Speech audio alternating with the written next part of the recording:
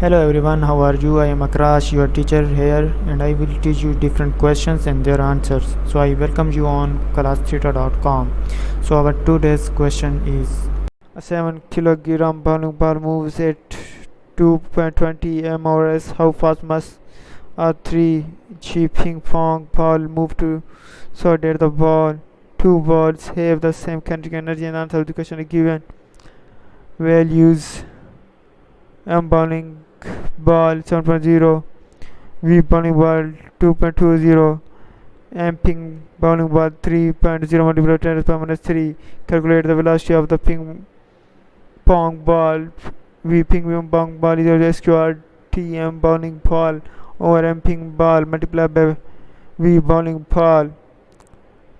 Display the result V ping pong ball.